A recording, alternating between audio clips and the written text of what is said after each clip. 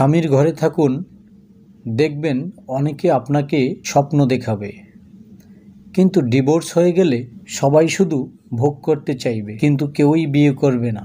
মনে রাখবেন, ক্ষণিকের জন্য দায়িত্ব নেওয়ার লোকের অভাব হয় না, কিন্তু সারা জীবনের দায়িত্ব স্বামী ছাড়া আর কেউ নেয় না। খাবার যতই দামি হোক না কেন, পচে গেলে তার কোনো মূল্য নেই।